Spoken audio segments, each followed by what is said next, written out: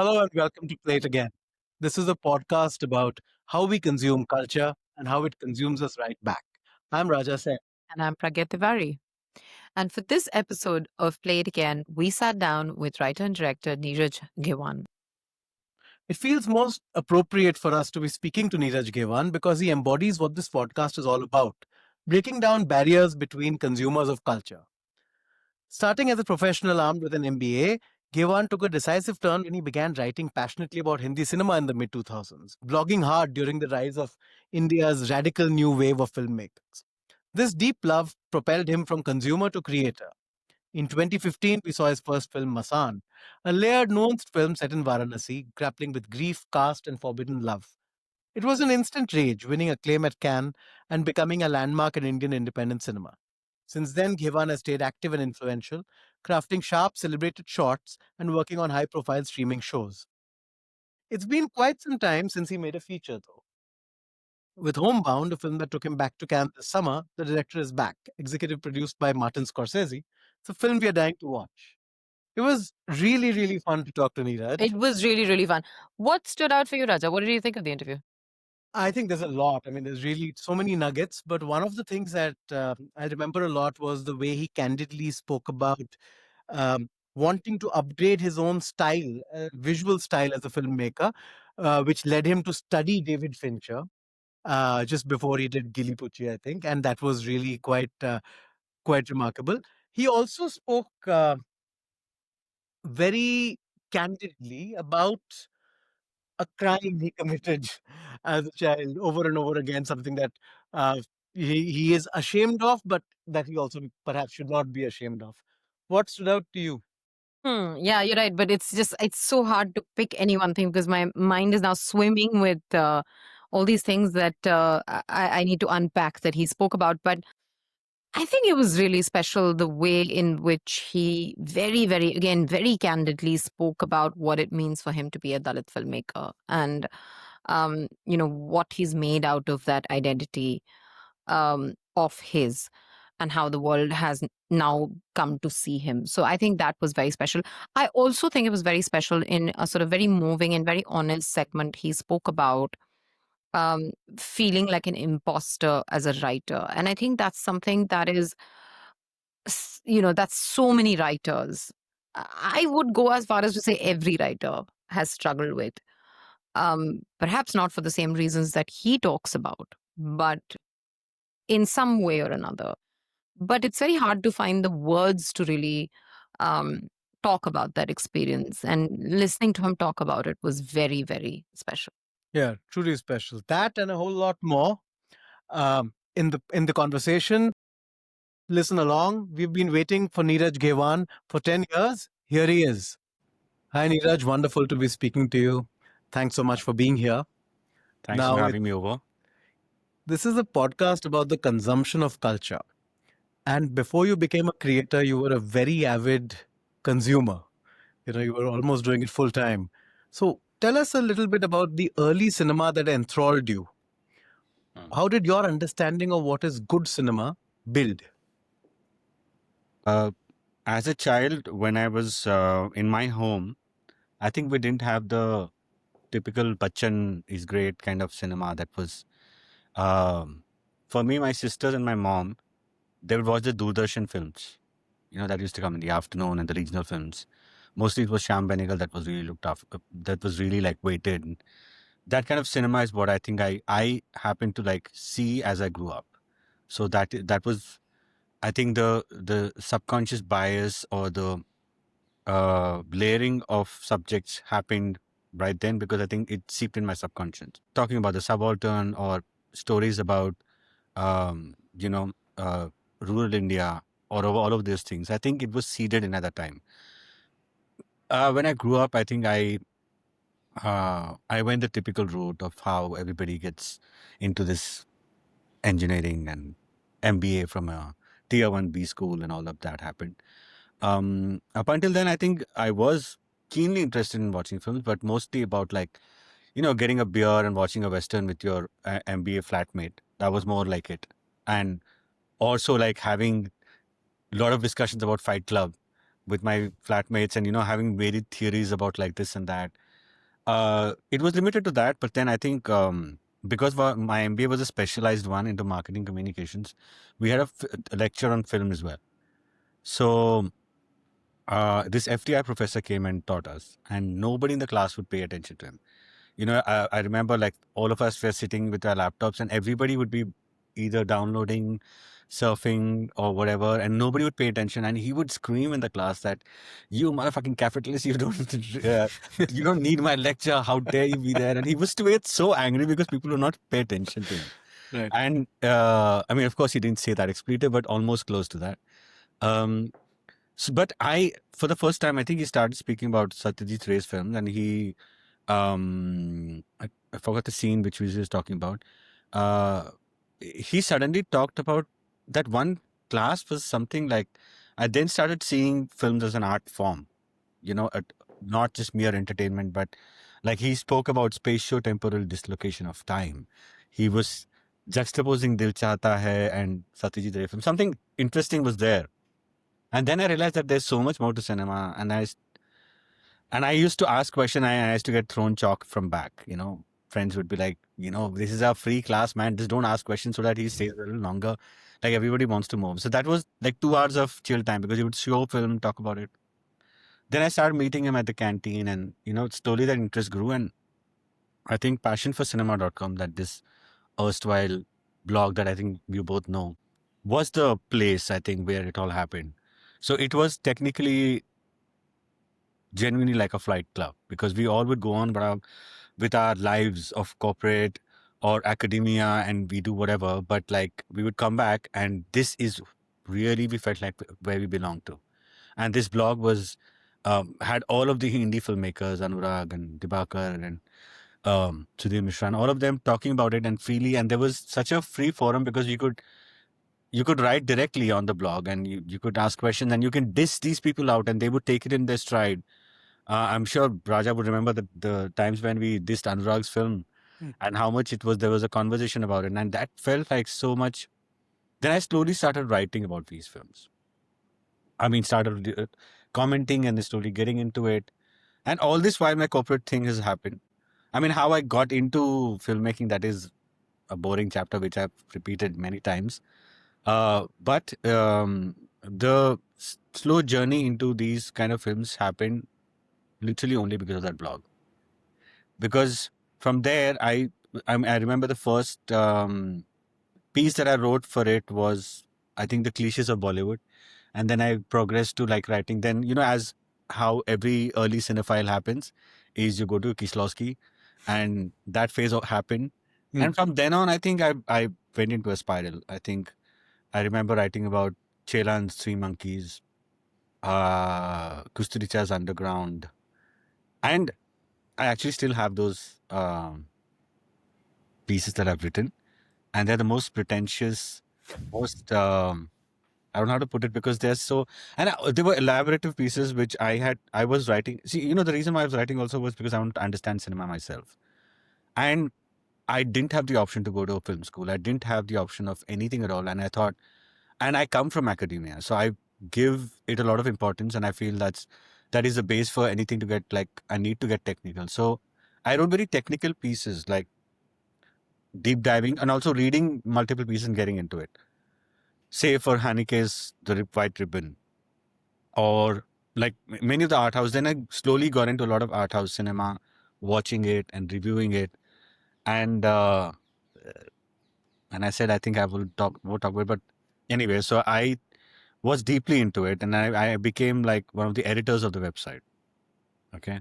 Then I thought that maybe I should get into film marketing because that will keep my spoiled, snobby MBA side of me happy with the kind of paycheck that you get. Because, one is always feeling that because I was getting paid well, actually, that is what my parents and my family extended would take pride in, that he's probably the most highly earned member of his entire batch of MBA.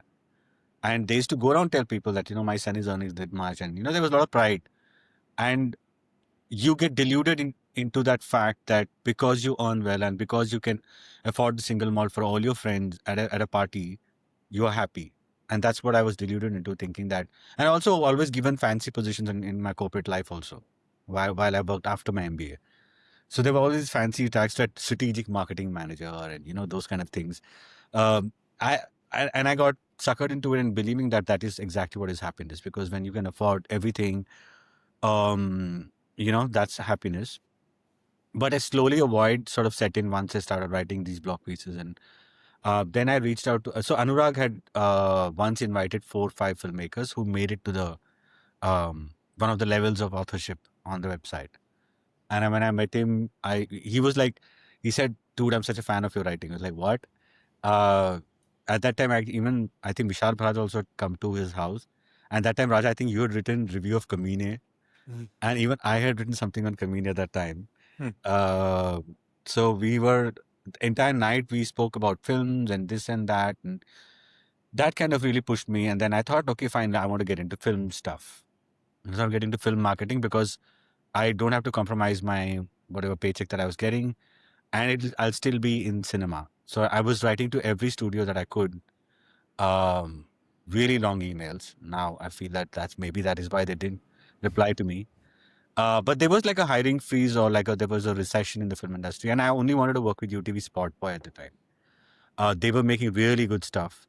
That was the only studio that I wanted to be in, and I wrote to the CEO or whatever, it didn't come through. And then I wrote to Anurag, like, he said, why don't you, he said he was doing something with another company. They're into like celebrity marketing and you'll be in Bombay. At least you'll get a head start from there. I'm doing some short films with them. You can. So it's like, okay, fine. It sounds good. And I wrote to them. I had 5 rounds of interviews and I cleared them. I took a paycheck, pay cut when I moved to, I was in Delhi at the time. I was working in Hindustan Times. I was in a .com, and from there I moved. I took a great cut. I took a pay cut, and I didn't know anyone in Bombay. And I'm staying there, and like I worked literally for a month and a half there. The campaign that was given to me was, I think it was, there was this JohnAbraham.com marketing for it, and the campaign was called "Get in Bed with John." Okay, and the whole idea was to raise money from the market. You do media barters, basically. That was the whole idea. But nobody would take it. Like, why would a print would want to have get excited about TV mentioning their thing for johnabraham.com? So it didn't work.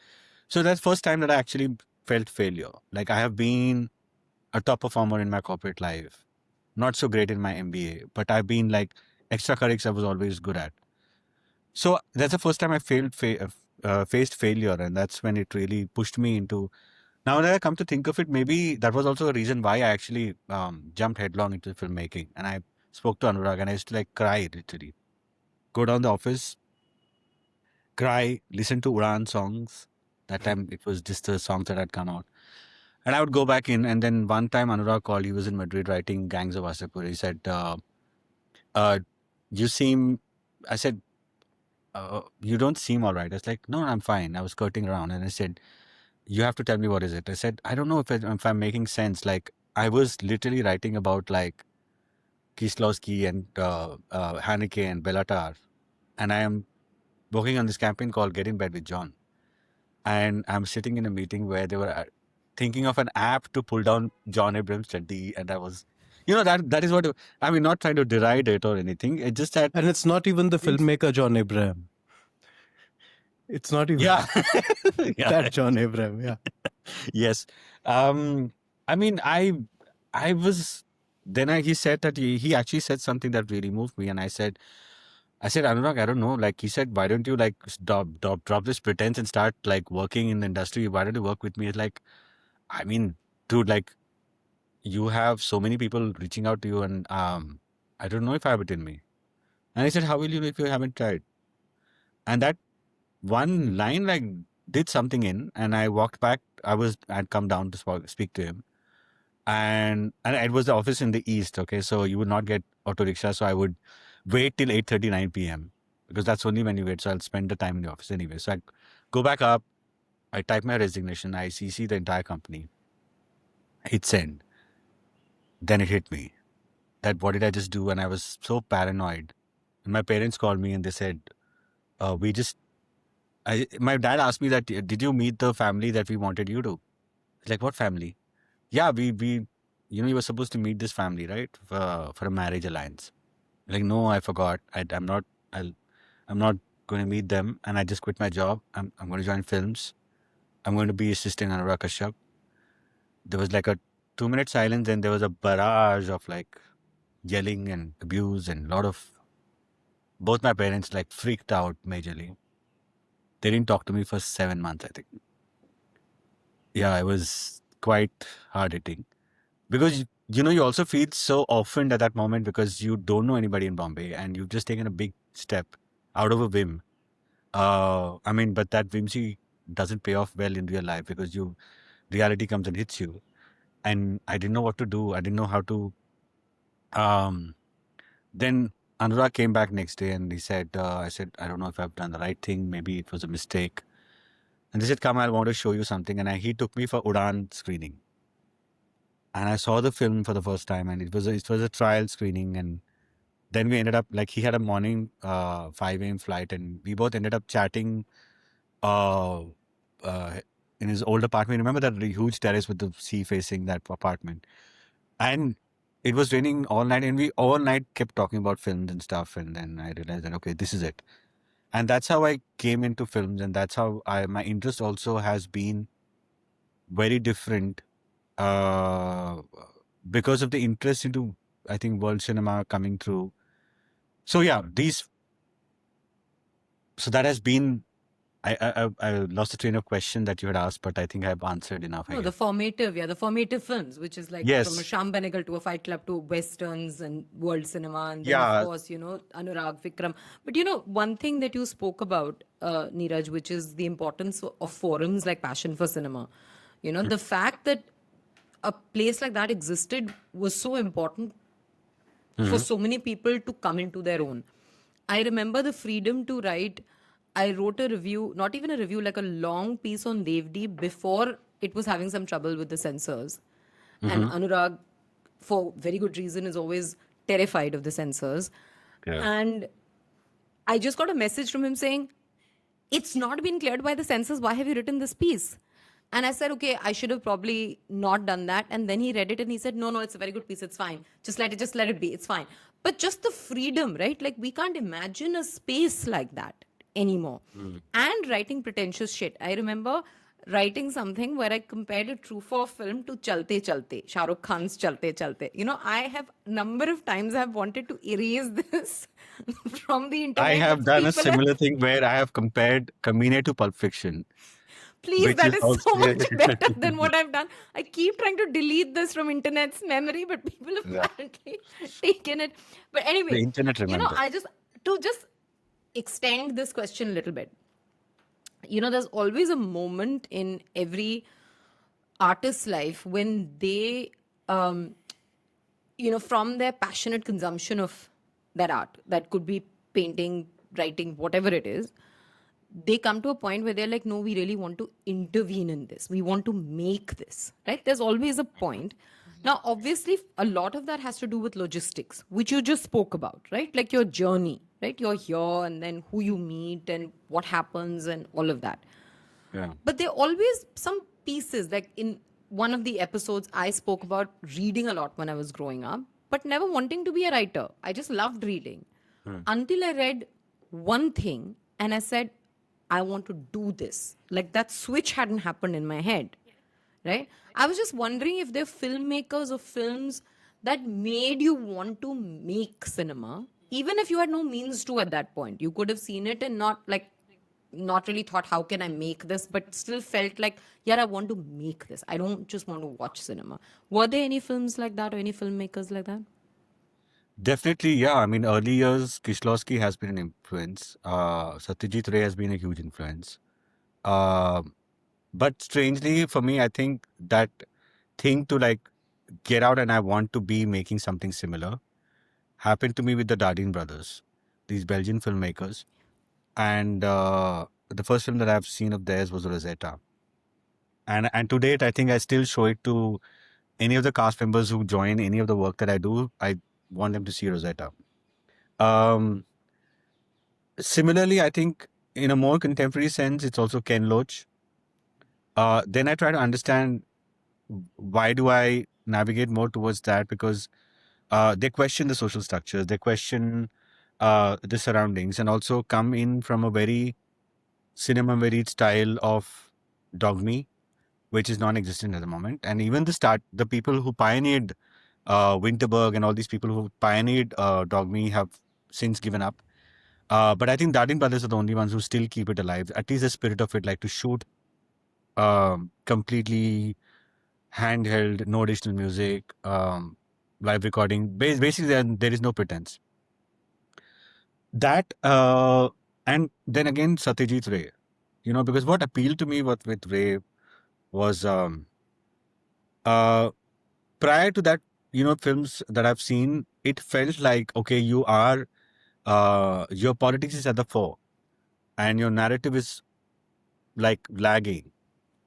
And what I drew from Ray was that his amazing ability to keep the narrative at the fore, and yet the politics is always so layered that you carry it with you. But you, like any audience, will love the narrative of it, but yet you are questioning the politics behind all of it. Not just the trilogy, but also say Mahanagar. I mean, urban dislocation. Those themes were so strong. Like, Pratidwandi is like was a strong reference for us from Masaan. The youth in revolt and youth in questioning the surroundings. That was very interesting for me. So yes, Satyajit Ray has been a great inspiration. Then also Michael Haneke, this Austrian filmmaker. I'm talking about filmmakers whose filmography I had seen, like mostly all of them. Then I think I also have very esoteric and not esoteric, very eclectic tastes in cinema. So I also, because I went deep dive into this world cinema obsession, when I was writing, I remember I used to stay in Delhi, right? In Gurgaon. And I used to take a 500 rupees cab to go to Palika and buy DVDs that are fake, because that's the only access to world cinema at that time. And then come back and watch these films. So it was crazy like that. So in that phase also, I went into proper art house cinema. I really took to Belatar, again a Hungarian filmmaker. Then also got into a lot of exploitation films, like the Giallo films. I did enjoy watching all of them. So I think it has been very like, I think I like everything. I like to look at everything, but like what I want to say through my films and what I want to work on, the kind of work that I want to be part of, is intrinsically very me as who I am. So I may have seen and whatever, but I've probably borrowed more from the Dardenne brothers and Ken Loach than I would have borrowed from Belatar or Kieslowski or any of those filmmakers. Right. I mean, those Palika Bazaar DVD stores were pretty much the Criterion Yes. channel for us back then. Yes, Very, very yes. important. To basically everything we could get our hands on, we tried and watched, like the weirder the better. So it's very exciting. And I remember, Neeraj, in Dharamsala at the film festival, that you and I had a long conversation about Paolo Sorrentino.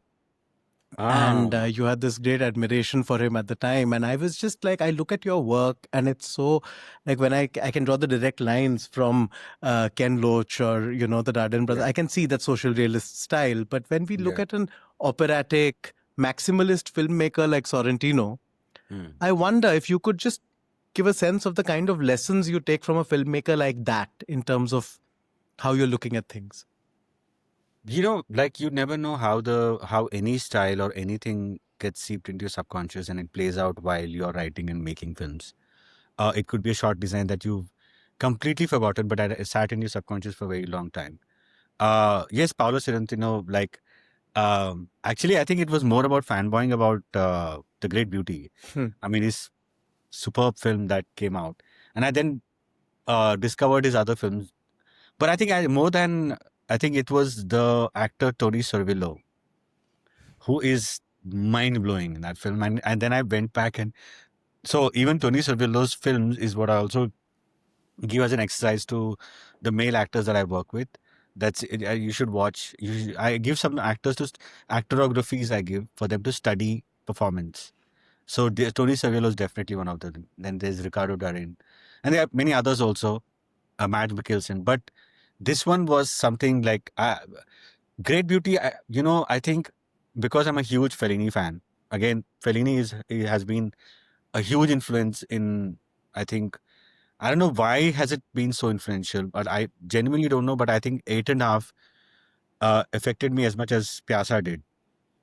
Uh, because I think in a way also I think I'm also a person trying to search in my own ways the meaning of our own existence and our place on this planet, and uh, just searching for meaning basically, and that piqued my interest into like how Eight and a Half really.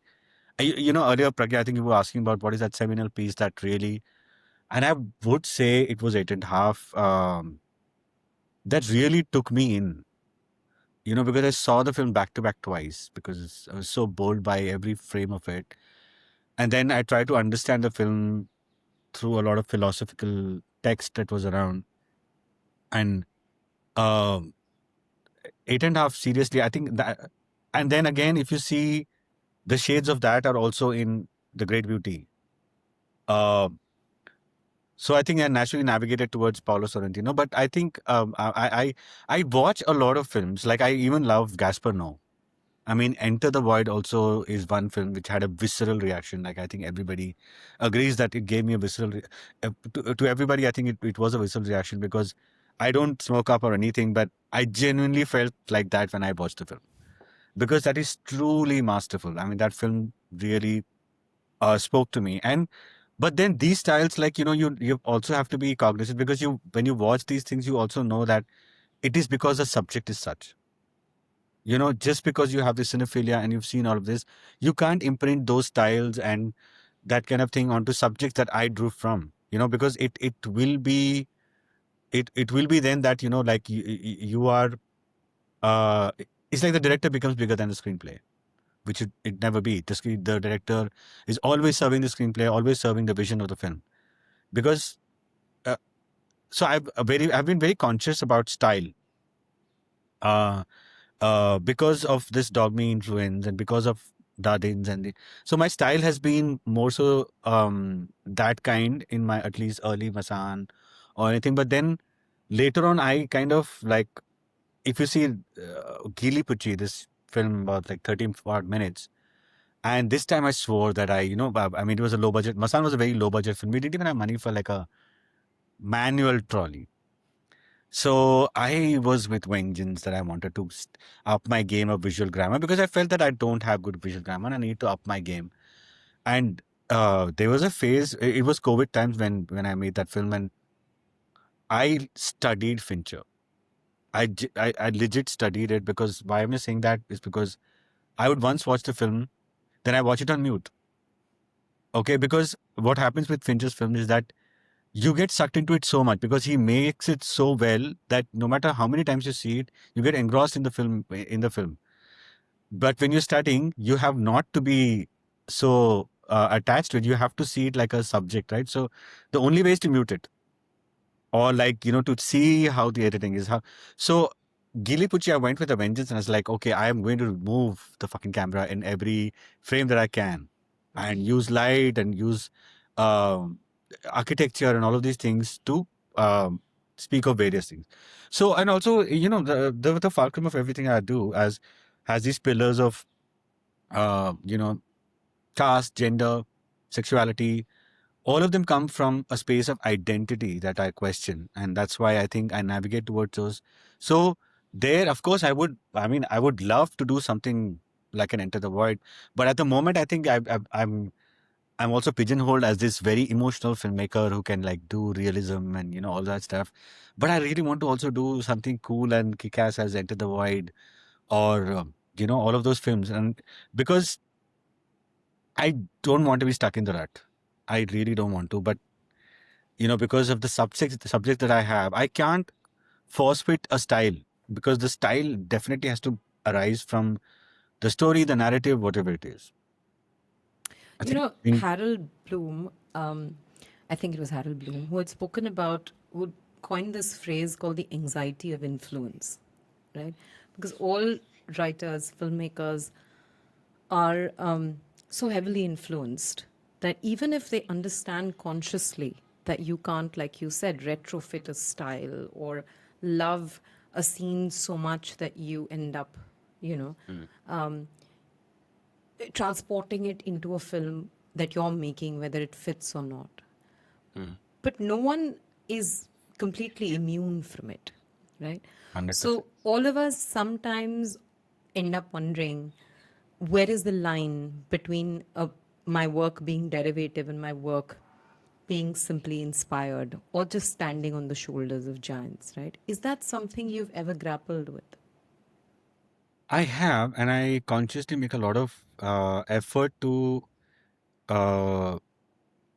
maybe homage, but not plagiarize. Like I would like to make something of my own, inspired by something. I mean, there are many of these filmmakers who. I'll give you an example. Like, there's this obsession with a lot of us filmmakers about this uncut long take that we do, the long shot. So that there is an obsession about that, like to how to get. And there are many. Soy Cuba, there is a brilliant scene. There are many of these films which have these kind of things, and one has been like obviously obsessed with these. But I did a similar thing in Sacred Games, where again I realized that it has to come from the narrative. So there was a chase sequence, and I said chase sequences are so boring because everybody in the world and has done that, and Anurag is pioneered in it. And I don't think anybody wants to look at chase sequences anymore because you know how it's going to end up, unless it's very, very fascinating. So I devised this sequence where Saif's character runs after guy, and he runs into a building, and Chef follows him 4 floors up. On the terrace, they fight, and they come down 2 floors. So all of that in a single take. So that was super fun to do because also like I like I came up with a procedure how to like we do it. Like we said, like we'll pass on the camera. We This was actually from this passing on the camera thing came from this film called The Secret in Their Eyes. I think Raja would remember this film. This was nominated, also won an Oscar. It has a very iconic scene where the camera starts from the sky and goes into the football ground, then traverses into the audience, and then catches a character. Then there's a chase happens. So I thought something 3D would be nicer to do. So those influences come, but there are also points where I genuinely like to give not homage but like use it. And sorry, 1 second. And not make qualms about it. Like Masaan end scene. There's a point where Devi goes to the grieving family, and through the film, she's trying to find the courage to go and speak to them and maybe apologize. And we don't know what it is. We don't know. But for the narrative's point of view, was that she should find the courage to go to them. It was not about what does she speak to them. The narrative was not interested in it. And so there was a scene in The White Ribbon where a school teacher, he has a son and he's schooling him. And he scolds the kid and he says, "Go get my cane." The camera follows the little kid who's super cute and he's like really, really innocent. And the camera follows the kid. He picks up the cane. He goes inside. The camera stays outside the door. And you stay there for a minute. You don't see what happens inside. And you are like, I want to see what happens. But actually, because you stay outside, it unnerves you way more. And I feel that was something that I drew from there, and I put that example onto that scene where when Devi's going inside, we as audience are not allowed because that's private space. How does she interact and what does she do? It was about the courage, but also about like it would be so unnerving to just stay there and not allow access. So these things, yeah, I mean, they do happen. So, Neeraj, so far we've been talking about cinema, and we started by asking you what are the sort of formative films, what you would map as formative films in your life, etc. But I'm also curious about, we talk about this concept of a cultural DNA in this podcast.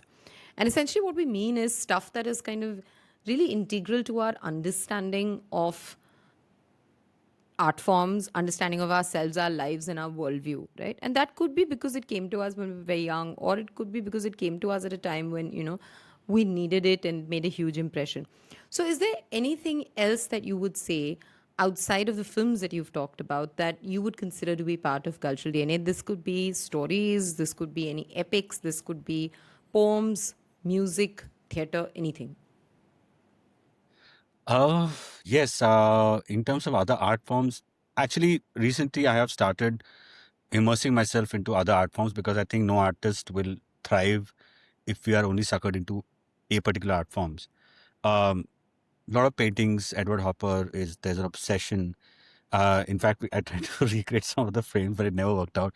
Again, same thing. Like, during Homebound, I was trying to like get as many art paintings and art that I could think of and try to see if we can replicate any of this.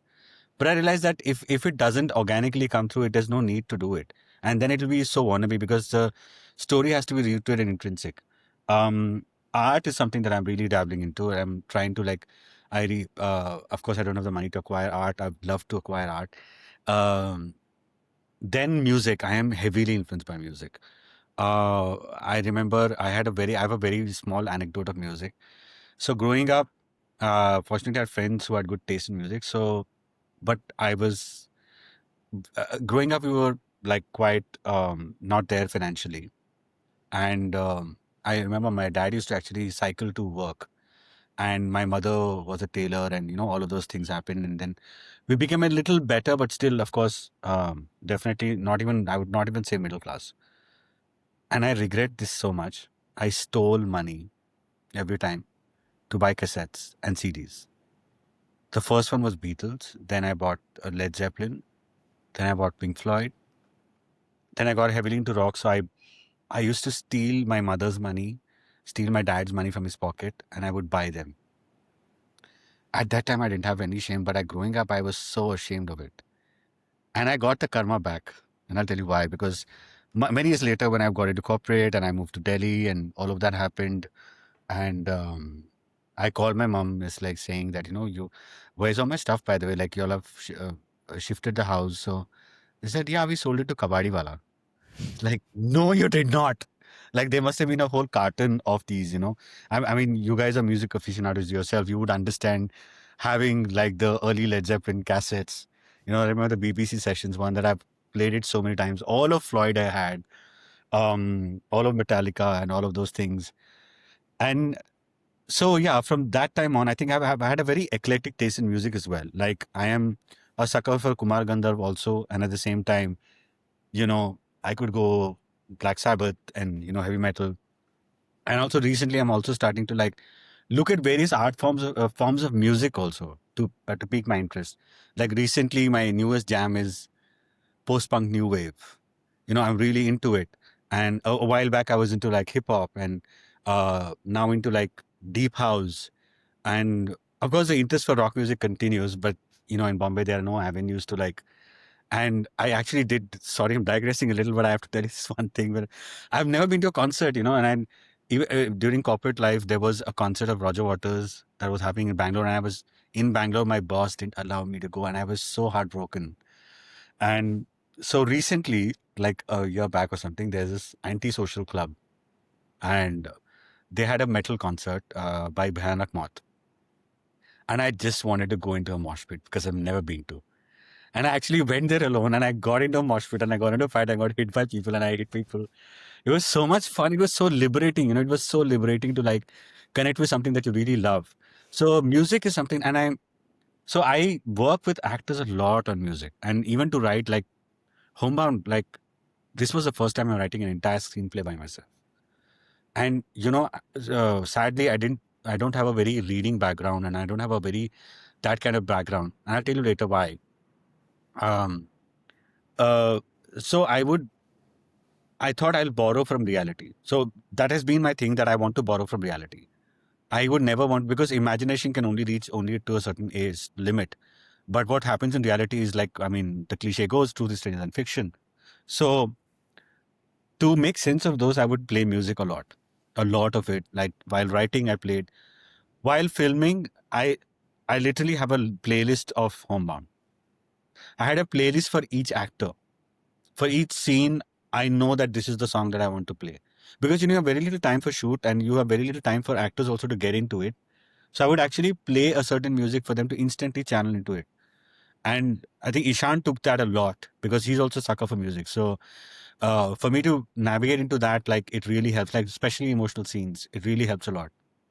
So yeah, also like classical music a lot. Kishore Monkar, Amar Gandhar, and Hindi classical music. And I'm dead obsessed with R.D. Burman and Gulzar Saab.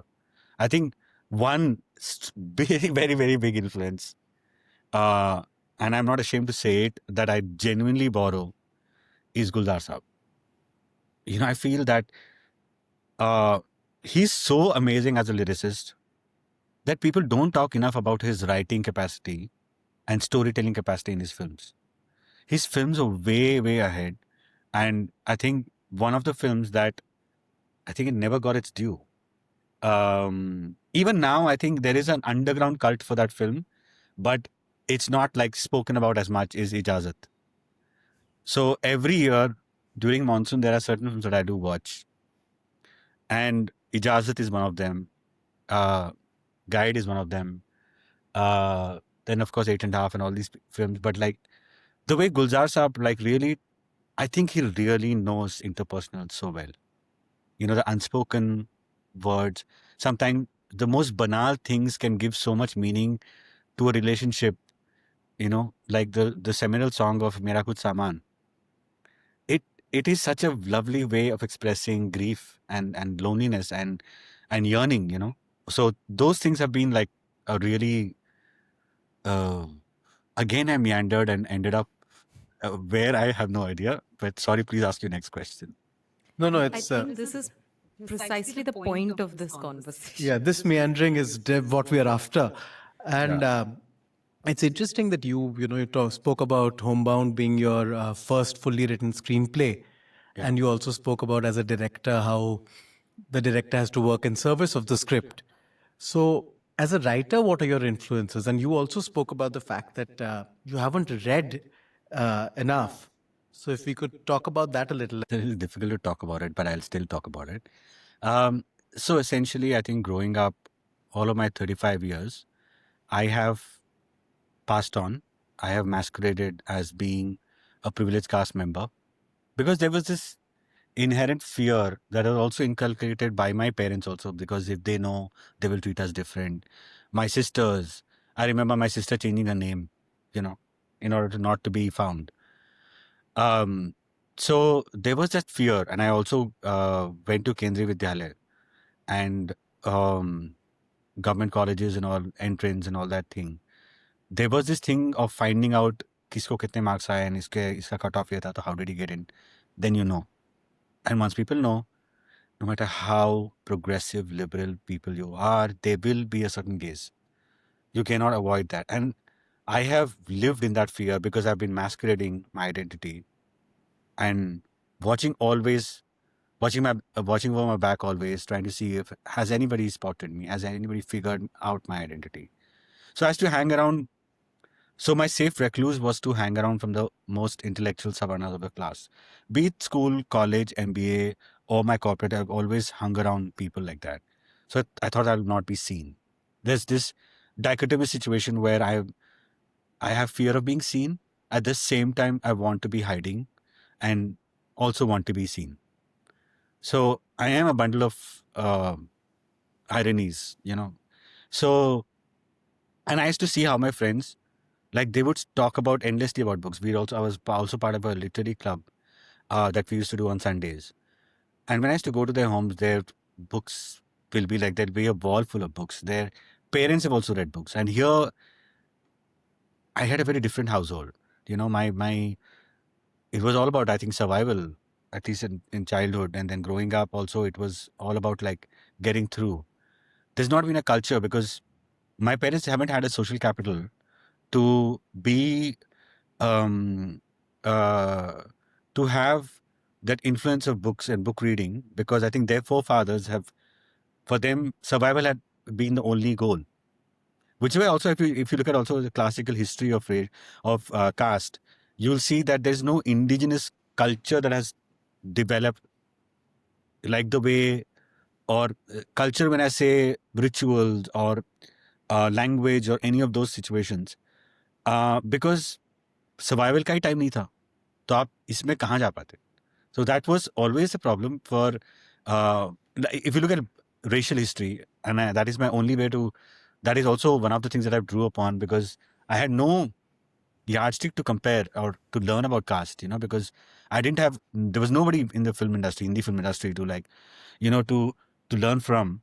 So it was always about like Spike Lee and all of those black racial cinema. If you see, they were, even when they were slaves, they were working in the hot sun in the cotton plantations, but they would go back to their churches and they could sing hosannas, and that's how their music started. That's how their reggae culture, the soul became rap and reggae and hip hop, and there's a whole culture around it, right?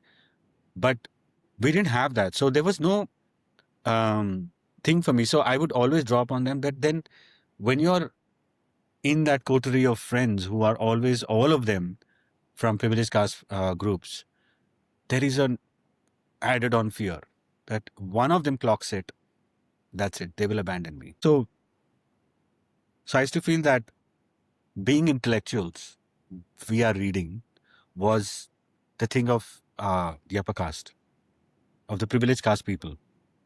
And no matter what I do, I can hang around, I can find this as a recluse, but I'll always be the second best. That is my pinnacle. I can never go above them. And it's not they're doing it all. It's not like they're looking down on me or anything. It's just that fear that you carry that makes you. So I don't know how I developed this fear that maybe that isn't me. That's not meant for me. Or it's for them because their parents have also read books. Their grandparents have also read books. So that is something that. So when I got into filmmaking, I realized that, yeah, mere paas wo, like, I've really tried hard. I mean, like, I try to wake up at 4 a.m. to try to read books, but I don't know how that phobia is there. I've been in therapy and I'm trying to like get over my imposter syndrome that I live with a lot. So in that, I'm trying to like overcome these fears, but like I hope someday, because it is ridiculous that if I want to be a writer director, I would say I'm a director, but I'm yet not a writer, though I've written a feature film myself. I would still not call a writer myself, because I think the amount of hard work and reading that most successful writers, say Varun Grover, Sumitra, any of these people have put in is that humongous. And I can't suddenly say that, I've not read books for whatever thing that I've gone through.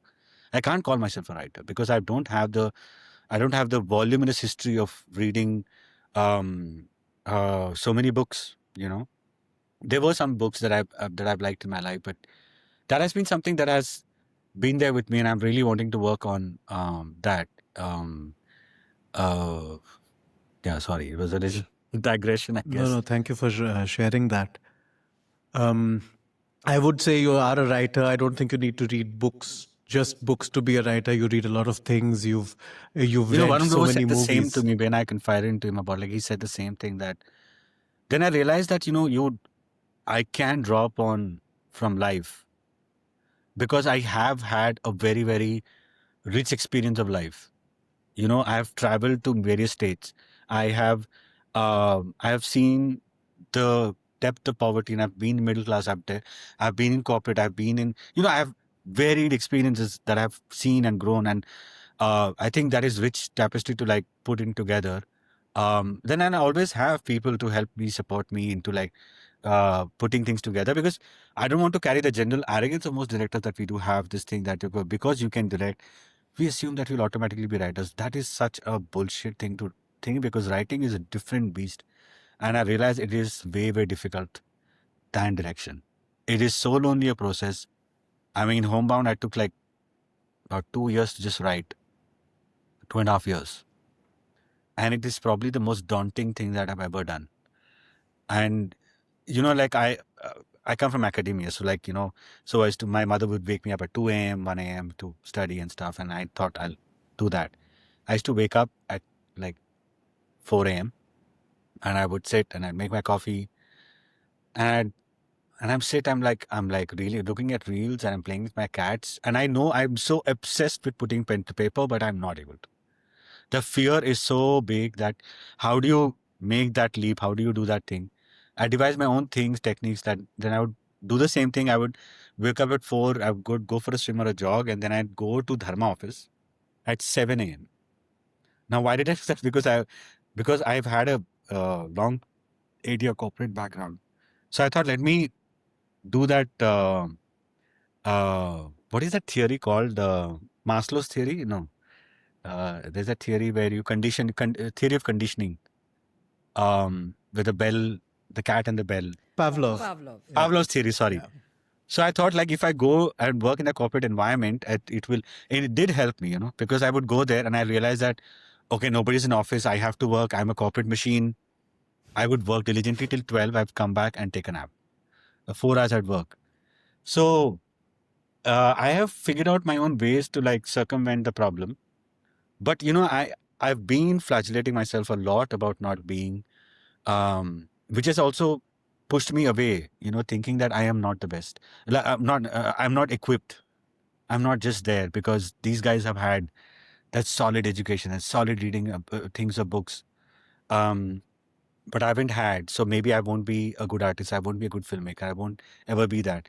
So I've stopped flagellating myself. And I understand that, okay, my situation, circumstance is different. And it is what it is, that what has happened. And I can find other ways to write. Neeraj, I would just like to promise you that no matter how many books one reads, the blank page does not get any less scary. And Yes, it's not going to 100%. suddenly, in fact, perhaps It becomes was even... reassuring when all the writers told me that, listen, and I was cursing myself. I was like, oh my God, what do? I have to turn in a draft of at least a story. And then when I spoke to Varun and Sumit, they said, like, welcome to the world of this torture that we all endure ourselves, and the self-inflicted torture of sitting in front of a blank paper. But thankfully, actually, Sumit Roy came on board as a story writer, so it helped a lot. Yeah. Sorry, one more thing I want to say to this before Raja asks his next question, which is that I remember once a dear friend of mine who's was a very widely published writer, and he's passed away.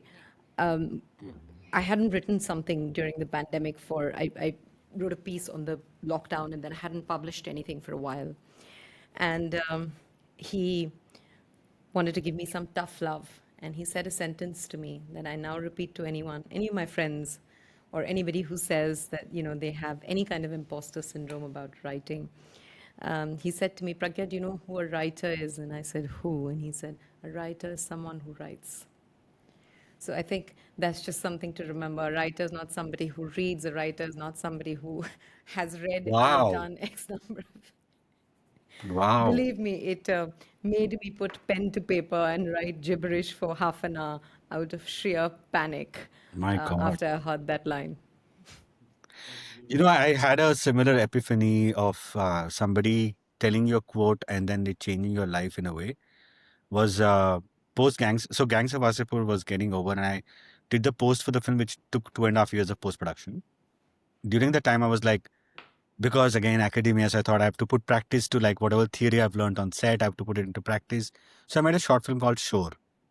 And luckily for me, like I think everybody liked the film. It won many festivals, diaspora ones abroad. And so Jaideep Verma, a director, who I knew from Passion for Cinema days, and he reached out to me and they said, I want to meet you. He saw my film.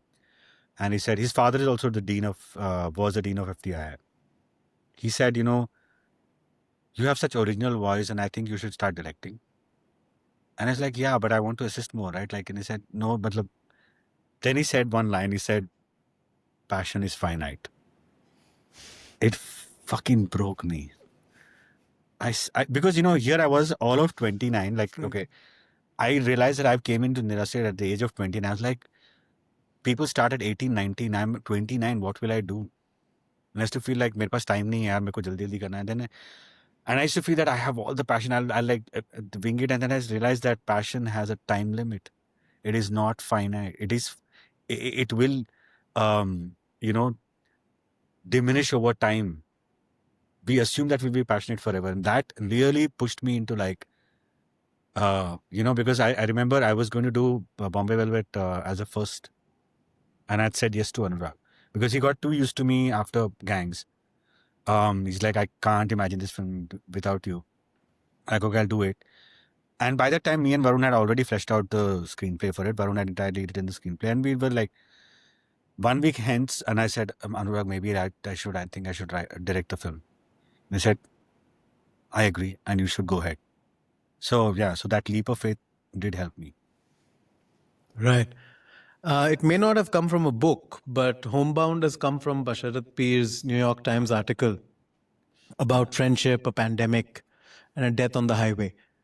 When you read that piece, Neeraj, what about it spoke to you beyond just a piece that made you feel that this must be turned into cinema? You know, when I read it, obviously I was gutted and everything. And there was a picture of one of the guys in it wearing a nice jeans and a t-shirt, and it's a photograph on the wall. It's a picture of a photograph on the wall. That piqued my interest, and I want to give you a quote that has been a major inspiration for Homebound, that I used to write every draft that I'd go out. Of course, I mean, it is cliche to open film with a quote now. But that has been genuinely an inspiration for me is Rilke's quote, which I'm sure you all know, about let everything happen to you, beauty and terror, no feeling is final. That quote inspired me so much to continue writing, to draw upon from, like, no matter how hard their lives have been, but there is beauty and there's also terror to deal with. And because there's no feeling that is final. So that really interested me in getting into this, and also realizing that friendship is such a nice emotion that we have. I mean, I can't remember. We haven't had a two-guy friendship film for a very long time. We haven't had it. And I thought, if this is the way, it's like also because, it's also subaltern. It's kind of in the circle of things that I do get interested about. And also about that, if you come to look at it, like I'll see most of our, I mean, I would say 60 to 70% is our agrarian economy, and even our population is such. But in Hindi cinema, you don't see villages. Yeah, I mean, right now, small town is a new urban. But small town is also in a sense of there is a gaze. Oh, look how funny these people are. Or look, their English is so bad. Look how uncouth they are. Or look how bhaiyagiri they do. It's always that there's a gaze, an urban gaze into it. But villages from our films have disappeared. I mean, the post-communist time of the 60s, 50s, when we had those kind of films, now we don't have. We do not have villages in our films. And that has also been a thing that has been like eating into me for a long time, because I am drawn towards a lot of that. Like, I've been wanting to do a film on pharmaceuticals for a very long time, for almost 10 years, and I gave up the idea. You know how Basharat's story was that, like, it's the end of certain story. It's like, you remember this commercial where this woman walks up to this very famous architect and she hands over a faucet and she says, build a house around this. So the same thing happened to me, where it was like the end of the story, and I had to conjure up an entire film about it, and to go, and that too for a first-time writer who had, who's also battling with his own writing issues and, his own insecurities and imposter syndrome and what have you, and that was a challenge that I was like really willing to get into. So that I thought the only way to make it authentic, to reach to their authenticity, the characters and the real people's authenticity, would be to like bring it on my own. So the thing that I was masquerading as, the things that I have dealt as a childhood, I had a best friend who was Muslim and used to hang out, and those stories, all of that, to also put out my own shame.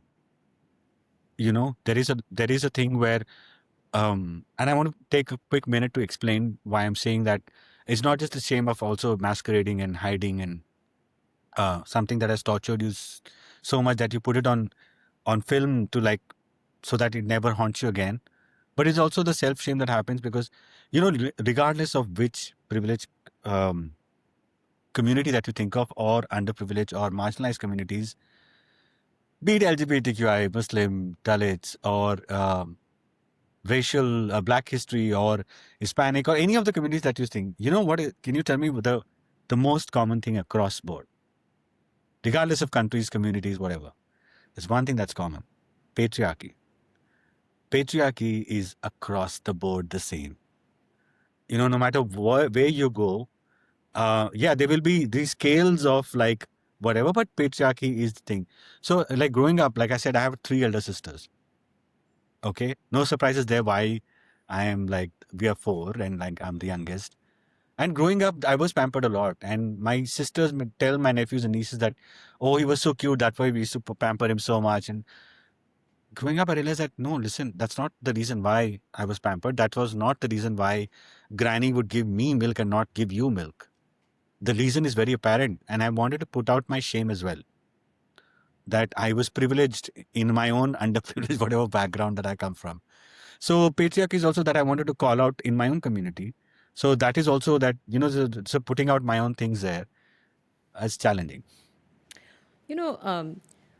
Adapting a film from a book, or in this case an article, is always very tricky. The history of cinema is littered with adaptations where people will be like, oh, book was so much better, but the film is better than the book, and so on and so forth. I was wondering, do you have any favorite adaptations? I mean, it's a category, of course, in Oscars, but do you have any personal favorites?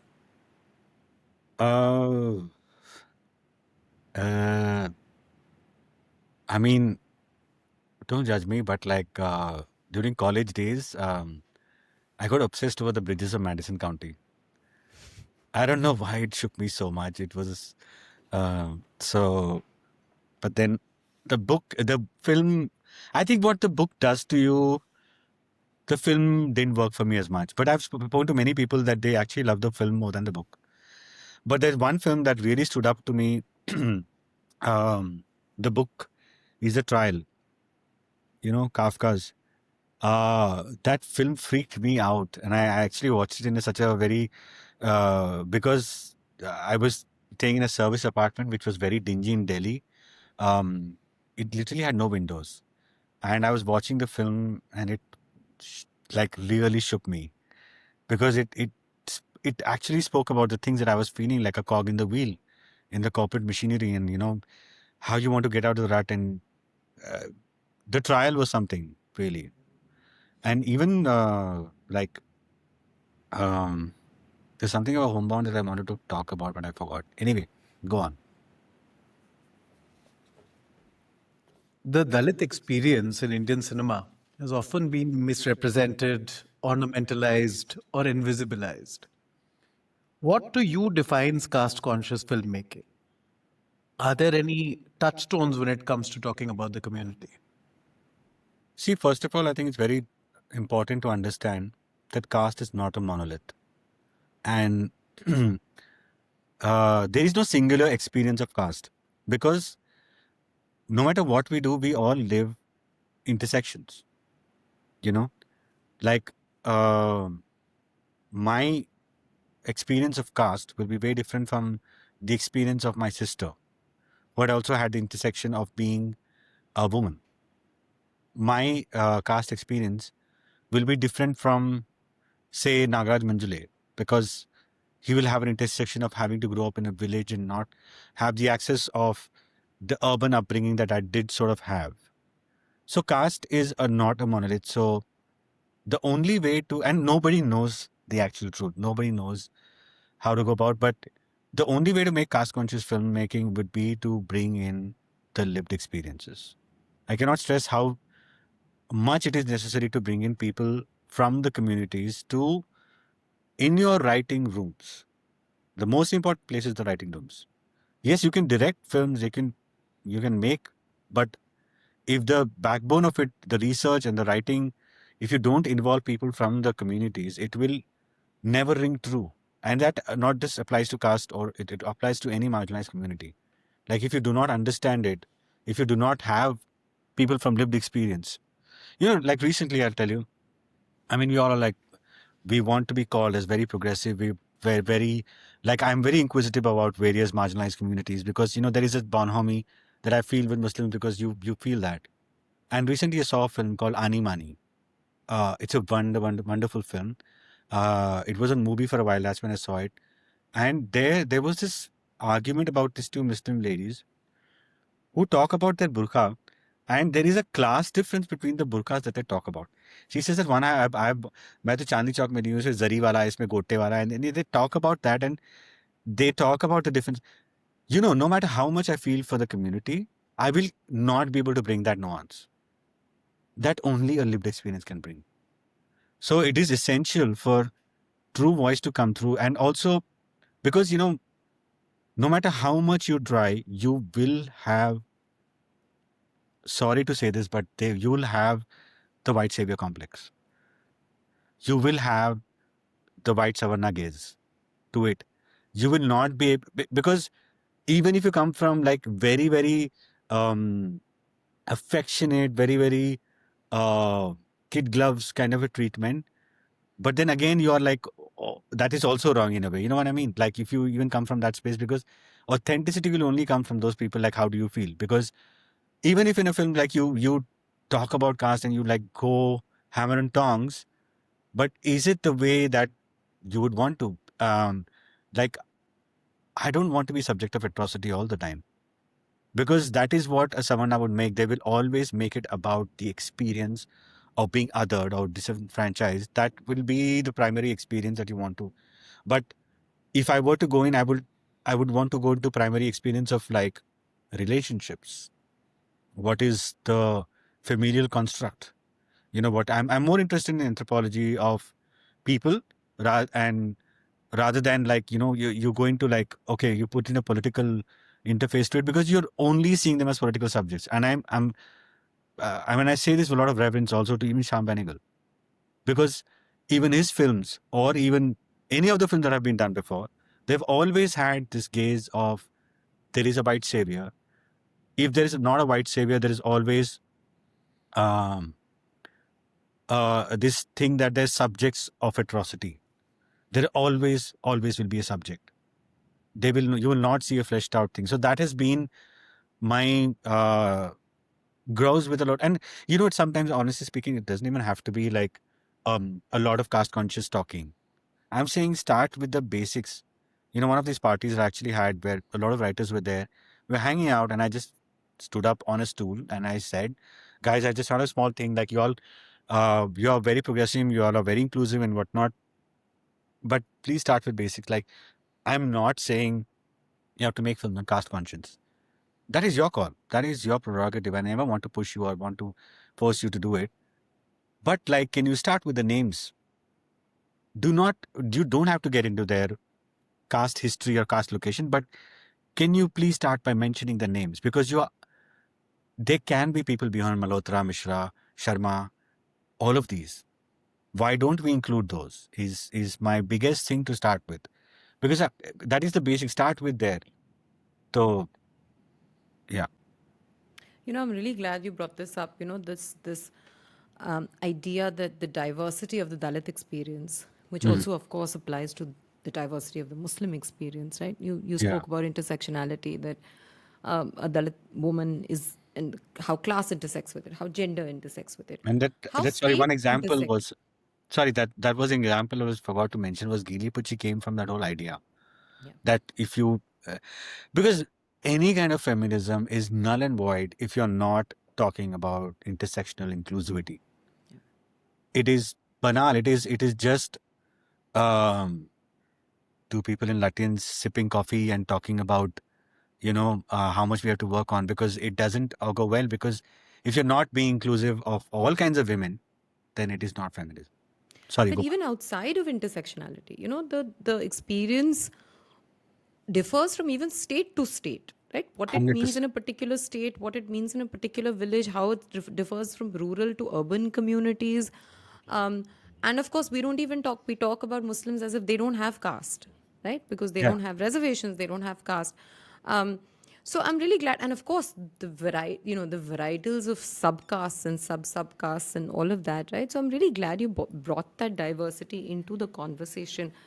For the first time, at least in my life, I see a few Dalit filmmakers, artists, even fashion designers who are talking about their identity in a way that is not apologetic, that is not defensive, and trying to ask questions about how their art and what they want to create, how can that intersect with their identity.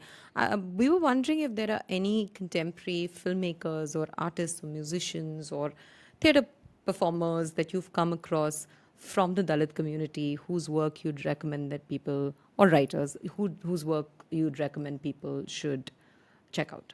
I mean, Suraj Engde comes at the top of the list. I mean, his books and his worldview has been quite a thing. Um, Yashika Dutt's book is very good to read about. There is also, in terms of cinema, I mean, that's the thing, that's what I was telling you, that I didn't have any yardstick, like I don't have a Satyajit Ray to look up to. Like, Raja, you made films, like, you would have a reference point. I don't have that reference point. So for me, indulge into black films, drawing a parallel from black racial history, black filmmakers doing black stuff. Like Spike Lee has been a fucking legend in that sense, right? And now Ava DuVernay. So that has been there. So contemporary artists may uh, uh, like there is Sushant Bise, who's it was a painter. Uh, Nisha, her work is quite amazing. Actually, I'm blanking out right now, but there are quite many names. And also, I would like to also talk about, like you mentioned about Muslim caste thing, like kudos to Shazia also talking about Pasmanda in Dhadak, which was a very, very refreshing change. I think it's probably the first time that we're addressing the Pasmanda issue in a film. I don't remember, or to my knowledge at least, I've not seen a film which talks about the Pasmanda issue. What are you reading or watching right now? Like, is there something beyond the post-punk phase you've just had? What else are you engaging with that, would So set us I off on a am different category? obsessed with Brit crime. And I can't tell you, it's the only way to correctly say it is that it's my fix. It is genuinely my fix. Like, I hunt it down, and the calm and the comfort that I feel watching a Brit crime is, I've literally seen everything that you can mention. I went into then Scandinavian. Then I also went into, like, once I went overboard and also saw a Welsh one. So recently, I think I saw Department Q. That was really good. Slow Horses is favorite. It is so good. It is so good. Of course, the studio is lovely. But yeah, like also there's one interesting thing that I want to talk about. I don't know if it's happened to many other filmmakers as well, but like in your early heydays of your cinephilia, when you're obsessed about like discovering the corners of world cinema, like I remember I was so into it. Like I once pointed out um, the connection between Haneke's what is that film about a couple? The one, the Palme d'Or. Cachet. No, the old couple. Oh, right. Okay. Amor. Amor. There's a connection between that film and there is an Icelandish film called Volcano. And I had DM'd Peter Bradshaw about it, and he said, I did not know this. So, there were those days of like digging into like Bellatar's film, his seminal film called Satan Tango, is a 7.5 hour film. Now, his films are popularly considered to be like long and laborious and boring, but I fucking love them. I saw the 7.5 hour film and I wrote a long piece and I linearized the film also in the post. It is a non-linear film. Those were the days, and now I am that cinephilia. Once you come into filmmaking, I don't know why it dwindles down. Like, I don't know what is it with me that I'm not able to watch with such ardor and such passion. where to watch Maniratnam's Kanathil Mattumittal. I remember taking 2 buses, an hour and a half ride to watch the film, bunking either school or college, I forgot. That cinephilia, I don't know how does it die down. Maybe, again, passion is finite, I guess. So maybe yeah, it dies down well. I think it's your question. Okay, so this is a section where we both recommend something, which is a piece of art of some stripe, that we think goes well either with your filmography or your ethos or whatever we know from you based on your work. So, Pragya? You'll have to pardon my intellectual vacuity if I don't know any of those. No, we would love to be able to recommend things that you don't know yet. So, Well, Lovely. you might know these, but I think I take the assignment more as something I associate with your work. So Masaan was a very difficult one because I think I have loads of associations with Masaan. I'm going to just pick one which is kind of very direct, which came after Masaan. I don't know if you've read it, but it's Radhika Iyengar's book called Fire on the Ganges, which is it's a narrative nonfiction on the lives of the Dome community and the lives in and around the Burning Heart. Like I said, it comes much after Masaan, but it's a debut book, but it's a very strong, powerful book. And of course, I was thinking of Masaan while I was reading it. Wow. The second thing would be Geeli Puchhi. I remember watching the film, loving it immensely, and thinking of James Baldwin's Giovanni's Room. Have you read that book? I've heard of this book, but no, I didn't make the connection. Yes. So I'll tell you what the connection is. All right. I absolutely love Giovanni's Room. It's a book, of course, about this American man, gay man in Paris. This is the an age where most gay men are married. In Paris, he discovers the love of his life, and he's torn between his two identities and so on. It's a very, very powerful, very melancholic book. But the interesting thing is the protagonist, who's unforgettable, is a white man, a strapping white, gay man. And James Baldwin was asked in an interview, because almost all of James's work concerns race, that, why is he a white man? Why is he not a black man? And he said, I don't think I could have handled black and gay. And I remember watching Geeli Puchhi and thinking, wow, Neeraj has done this. You know, He's a done famous this so author well. actually made this connection, not this connection, but made this point to me, is that, you're showing a queer Dalit character to be a schemer. Right now, first of all, acceptance of a queer Dalit person itself is like a humongous task. You putting it out, making it with Dharma Productions, that is huge in itself, right? But to do that, maybe the world is not ready for it. And he meant it not like a praise, but like said that maybe it's not the time yet. So I hear I think I may have ended up seeing one of his reels about James Baldwin talking. I mean this as a huge Yeah. compliment. My final association is actually an anecdote. Basharat Peer is an old friend of mine, and we talk to each other a lot about writing. And he was the op-ed editor, one of the op-ed editors for New York Times when he wrote the particular piece that you ended up picking up. I had just written a piece for him, and he'd called me and told me that he was, as it happens with editors, once you start editing, you barely write yourself. And he had finally decided to write something, and he called me and said to me that I've read this snippet, and I think I'm going to follow this story. And I would keep sort of asking, so where's it at? Are you following the story? What's happening? And so on and so forth. And I would tease him and say, "Tu apni shole kab likhega? Tu apni shole kab likhega?" And he would be like, he'd get very irritated because obviously he's writing an op-ed in the New York Times in a literary non-fiction style, And I remember him calling me up, I think quite like a year or so later, saying, "You will not believe what just happened." The most mainstream production house in this country wants to auction the film rights to that piece. Yeah.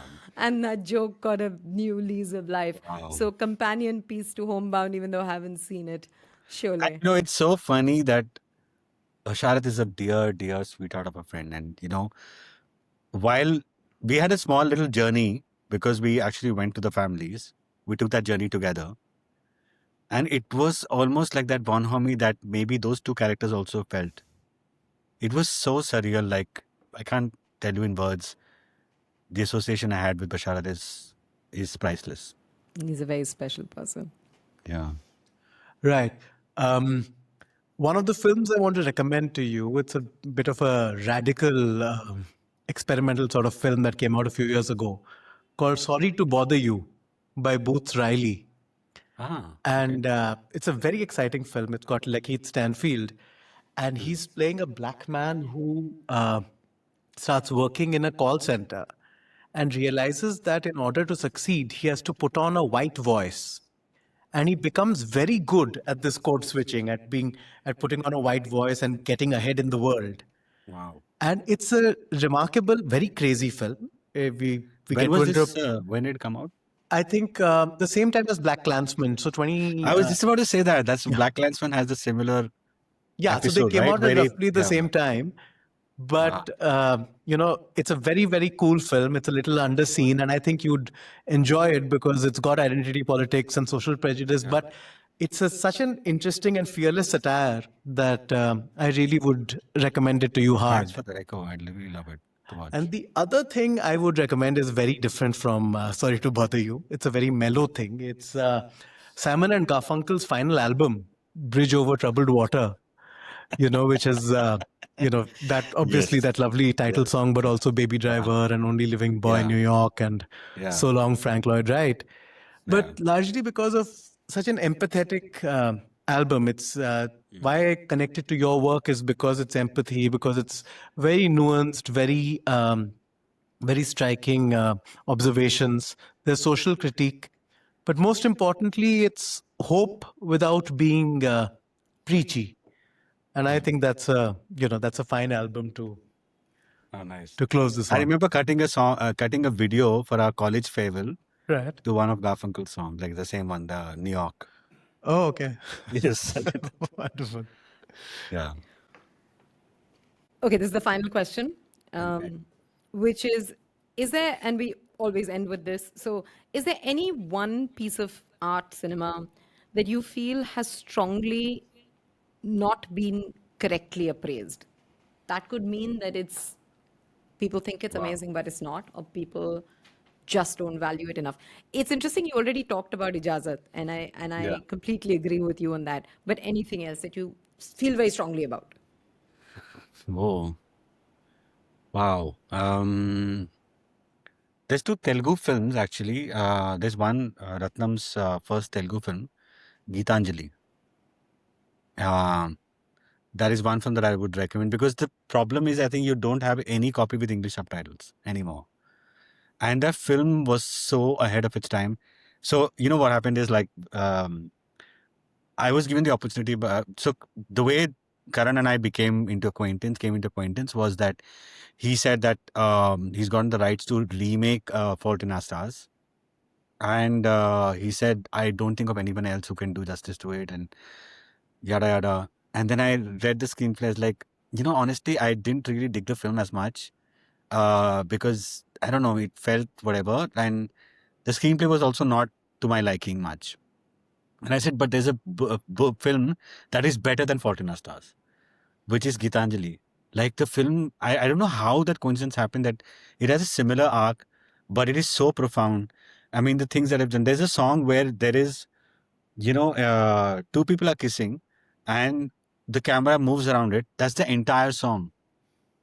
In the 90s has done that film. There's another Telugu film that I have seen. Like actually I got hazed in college because I didn't know Telugu. I grew up in Hyderabad and it was a Hyderabad college, and I got hazed because I didn't know Telugu. So they made me learn Telugu. So I got so much into it that I got to watch Telugu films. There's a film called Sagar Sangamam. It's about this artist's journey with Kamal Hassan playing this raging alcoholic who was an artist in his heydays. He was a Bharatanatyam dancer. and he's lost meaning, and he's searched for meaning through the thing, and he is jaded by the fact that the modern dance forms and these people are only for fame, but they don't get into. And you have to see there's some seminal scenes like this one. Girl is like the actress. She's like, you drunk, you don't even know what is like dance. What do you care about it? He literally says, "Hold my beer," because he's drinking, and he's like, "Okay, hold my alcohol." He does six of the dance forms from India, and he does it to such perfection. And the end scene, there is a scene where there's a song where he dances on a well which has a log across the diameter, and he stands on the log and dances. And that film was something, like there is so much about. I like the whole idea of artist in exploration kind of films, which is why it ended up, which is why I guide, which is why, a lot of these things like Pyasa interest me, I think. Okay, Right, well, brilliant, Neeraj. Such a lovely, deep and candid conversation. We had a really good time. Thank you so much for joining us. that is all from us. Thank you for listening. Thank you for your support. If you like this podcast, then please recommend it to your friends. Like, share, subscribe. Thank you once again. Until next time.